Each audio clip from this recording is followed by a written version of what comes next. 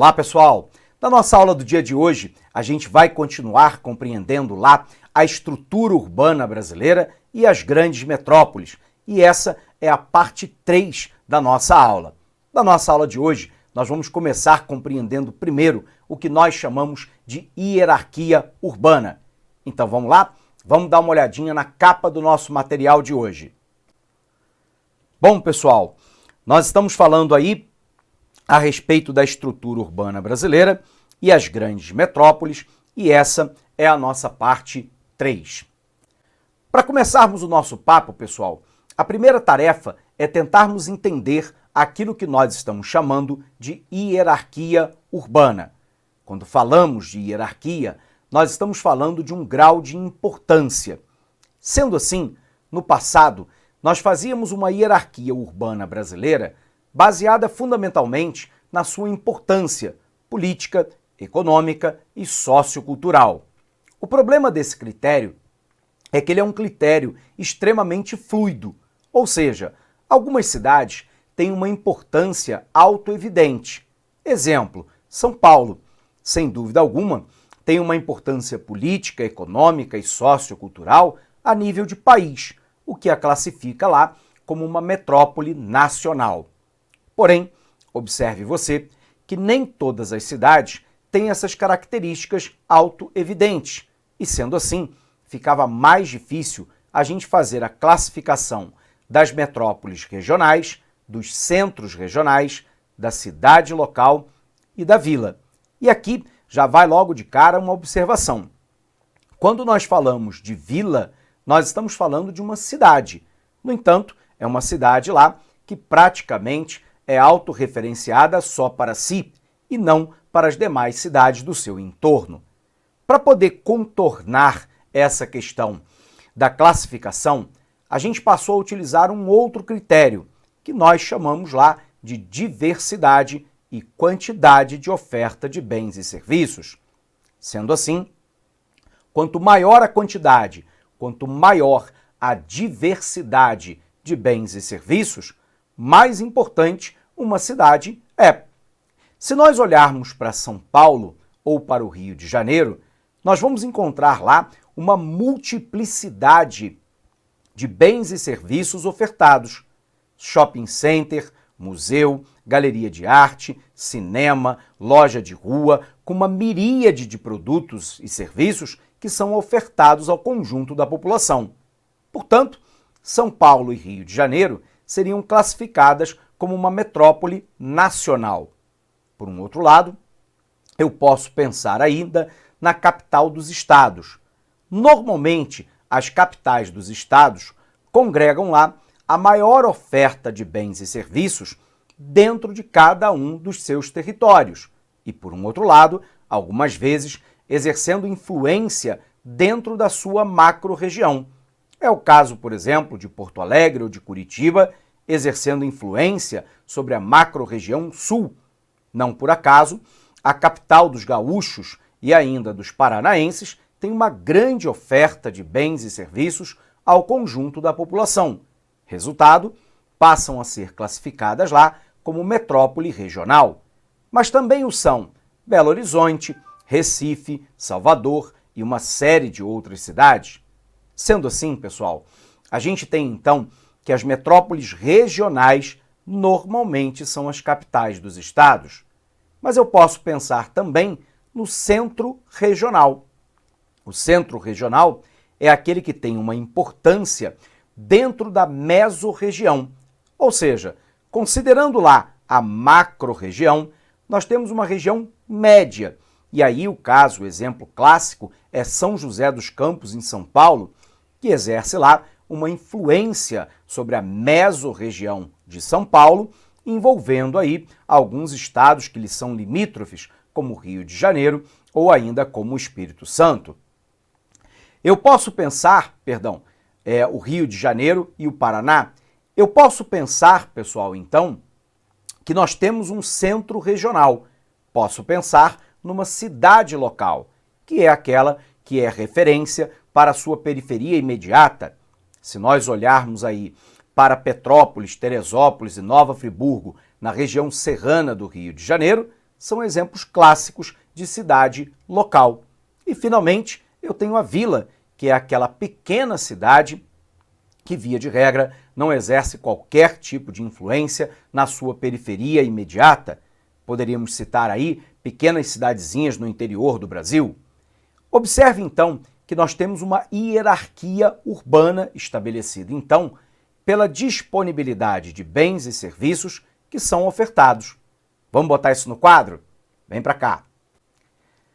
Bom, pessoal, nós estamos tentando entender junto com você o que nós chamamos de hierarquia urbana. E essa hierarquia urbana, ela passa a ter lá um critério.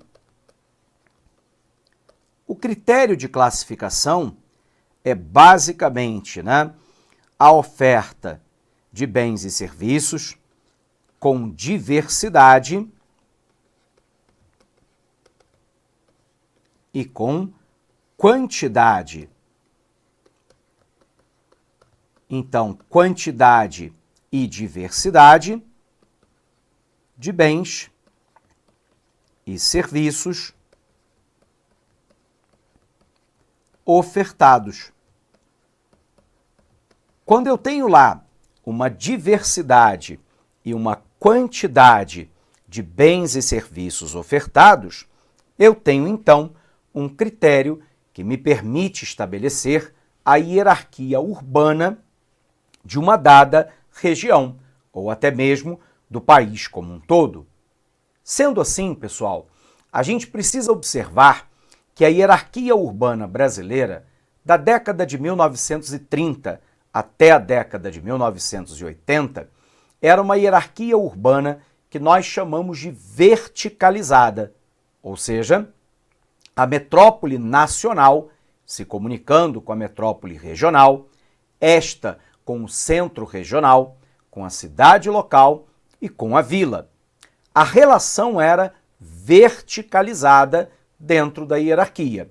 Ocorre que nós temos hoje meios de comunicação e de transporte que permitem uma rede de fluxos mais intensas. O que é uma rede de fluxos? É aquela rede que é transportada por esses meios de comunicação, informação e transporte cada vez mais modernos entre o fluxo de pessoas, de bens e serviços e de informações. Essa rede de fluxos me permite criar uma rede de cidades interligadas entre si por essa rede de fluxos. Repito, de pessoas, bens e serviços e informações. Ocorre que nós temos um geógrafo importante nos Estados Unidos, chamado David Harvey, que ele cunhou lá uma expressão muito importante. Ele diz que no momento atual, os sistemas de transporte e de comunicação estão permitindo o encurtamento da distância pelo tempo. Vamos lembrar, se Pedro Álvares Cabral demorou 3 meses para chegar ao Brasil, saindo de avião do aeroporto Tom Jobim, no Rio de Janeiro, em 9 horas você está lá no centro de Lisboa. Se antes você mandava uma carta para o Japão e ela demorava 30, 40, 50 ou mais dias, hoje o e-mail chega em menos de 1 minuto. Resultado, a distância foi encurtada porque eu tenho um meio de transporte e de comunicação mais eficiente.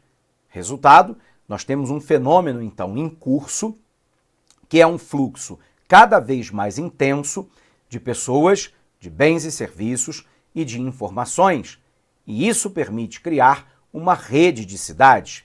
Portanto, observe lá que durante muito tempo a hierarquia urbana brasileira foi verticalizada, porque esses meios de comunicação e de transporte não existiam, não pelo menos na modernidade que nós temos hoje.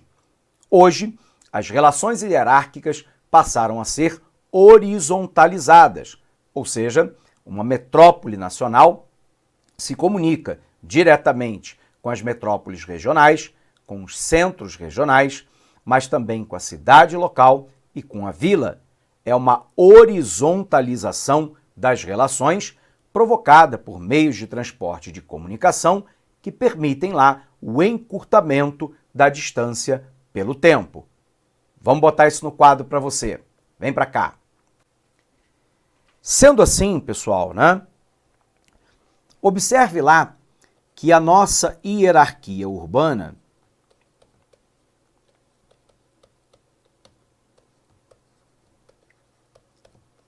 ela contempla pelo menos dois momentos, né?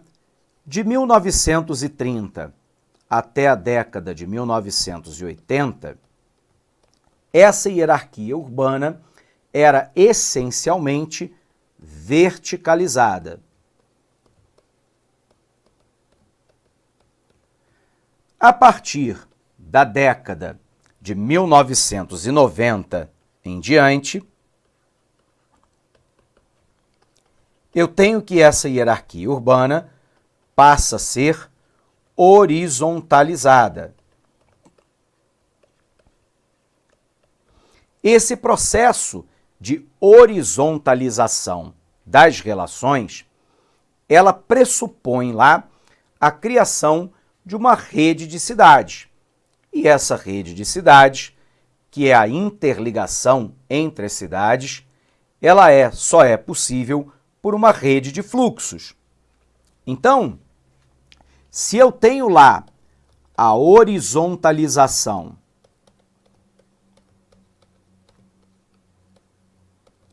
da hierarquia urbana,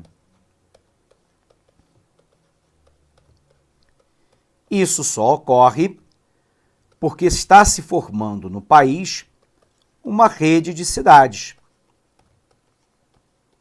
Essa rede de cidades interligada por uma rede de fluxos. Esses fluxos de três naturezas, né? De pessoas, de bens e serviços,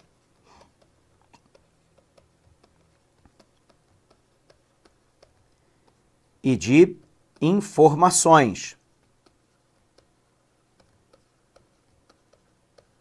E essa rede de fluxos de pessoas, bens e serviços e de informações, ela só é possível porque eu tenho lá um sistema de transporte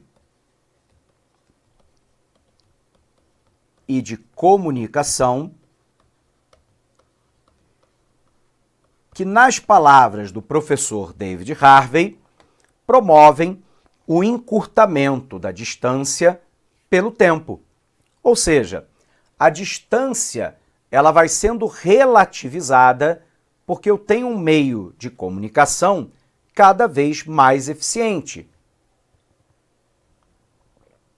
Isso vai permitir que o tempo relativo de deslocamento de pessoas, de bens e serviços e de informações seja cada vez menor. O David Harvey, inclusive, ele vai cunhar não somente a expressão, mas também um símbolo.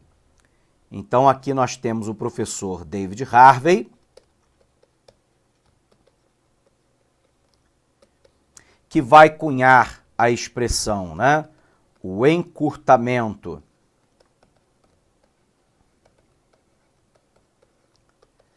da distância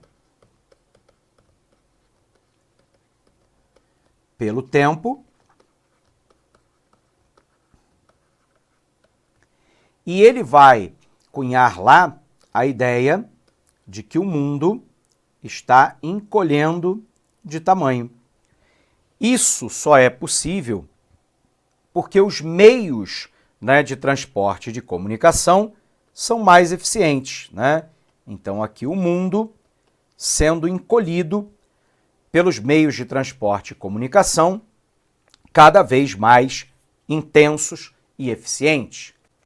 Isso, então, cria uma situação de hierarquia urbana nova no cenário atual, de um processo de verticalização para horizontalização, movido aí por uma rede de cidades que está interligada por uma rede de fluxos, que, por sua vez, só é possível porque nós temos sistemas de transporte e comunicação mais eficientes. Legal? Vamos conferir isso no nosso material? Vem para cá. Então, pessoal, nós precisamos entender a hierarquia urbana, né?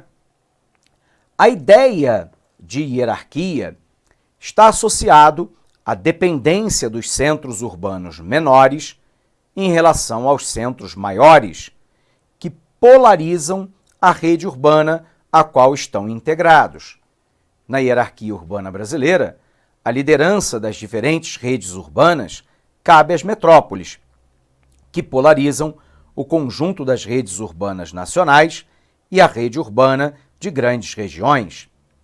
O esquema clássico, lembrando para você que esse esquema clássico, ele dura da década de 1930 até a década de 1980, era que nós tínhamos lá uma metrópole nacional se comunicando diretamente de forma verticalizada com a metrópole regional, com o centro regional, com a cidade local e com a vila.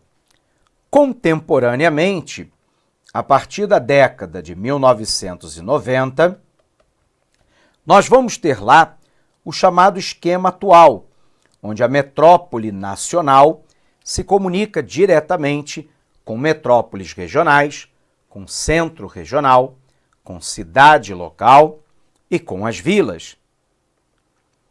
Metrópoles nacionais, então, encontram-se lá no primeiro nível da gestão territorial, constituindo foco para centro localizado em todos os pontos do país. São exemplos de metrópoles nacionais o Rio de Janeiro e São Paulo. Metrópole regional constituem o segundo nível da gestão territorial e exercem influência na macro-região onde se encontram. São metrópoles regionais Belém do Pará, Belo Horizonte em Minas Gerais, Curitiba no Paraná, Fortaleza no Ceará, Goiânia em Goiás, Manaus no Amazonas, Porto Alegre no Rio Grande do Sul, Recife em Pernambuco e Salvador na Bahia. Como metrópole regional, constituem o terceiro nível de gestão territorial e exercem influência no Estado e em estados próximos. Dividem-se lá em três níveis, né? O A, o B e o C. A hierarquia urbana brasileira, então, ela está muito concentrada naquela faixa leste do nosso território. Lembrando lá, né? Se a gente tracejar aquele antigo Tratado de Tordesilhas, nós vamos perceber que a maioria das metrópoles que exercem comando e controle sobre o país está na faixa leste do nosso território ou muito próximo dela.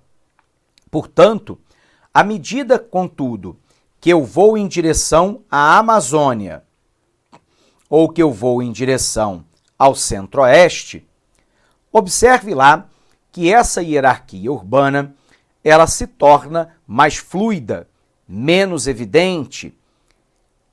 A teoria não é estabelecida apenas, portanto, pelo tamanho da cidade ou pelo seu contingente populacional, mas especialmente pela quantidade e variedade de bens e serviços oferecidos. Quanto maior é a sua importância no processo produtivo, maior é a colocação na hierarquia urbana. Observe, no entanto, que nós temos aqui uma nova hierarquia urbana. No esquema clássico, a hierarquia urbana sofreu modificações importantes no decorrer das últimas décadas.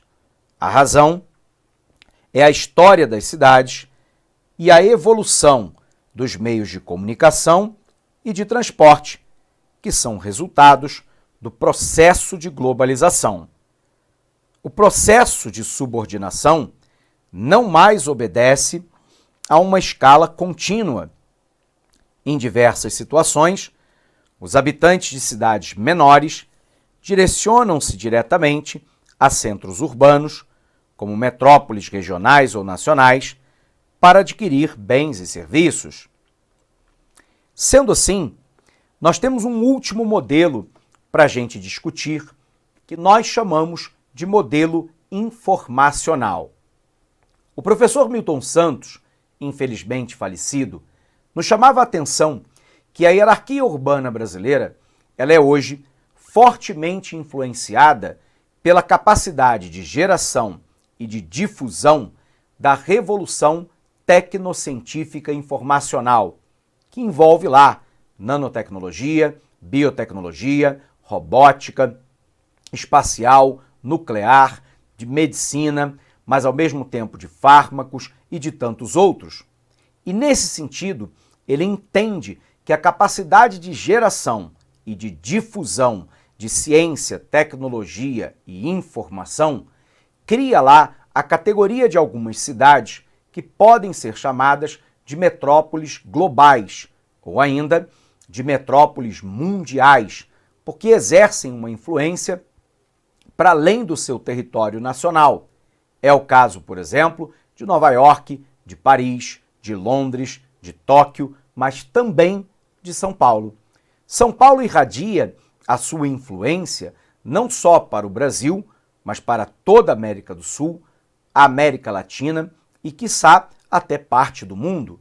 E, portanto, essa capacidade de difundir e de criar, de estar inserida na terceira revolução industrial, revolução tecnocientífica e informacional, dá a São Paulo a faculdade de ser uma metrópole mundial. Esse modelo é um modelo informacional. Legal? Vamos conferir? Dá uma olhada para cá. A implantação, então, de modernos sistemas de transporte e de comunicação reduziu as distâncias e possibilitou a desconcentração das atividades econômicas que se difundiram por todo o país e hoje são coordenadas a partir de diretrizes produzidas nos grandes centros nacionais e internacionais. Segundo o modelo informacional, São Paulo é a metrópole mundial brasileira, que exerce controle sobre os principais sistemas de comunicação que difundem inovações em todo o país. Observe aqui o modelo informacional. Esse é um exemplo da expansão e do alcance das telecomunicações. São Paulo, então, é uma metrópole mundial e da metrópole para o destino, Brasil e exterior, e da origem, Brasil e exterior, para a metrópole. Sendo assim, isso acaba reforçando lá a nossa rede urbana, com um imenso fluxo de pessoas, mas também de bens e capitais, ligando as metrópoles nacionais, as capitais regionais e dela até as cidades, permitindo então que aquela rede de fluxos ocorra de maneira cada vez mais intensa. Se é assim, pessoal, a gente então viu um outro capítulo importante nessa aula a respeito da hierarquia urbana brasileira. Nós vamos encerrando essa aula por aqui. Eu quero desejar para você um fortíssimo abraço e até o nosso próximo encontro. Até lá! Clique lá.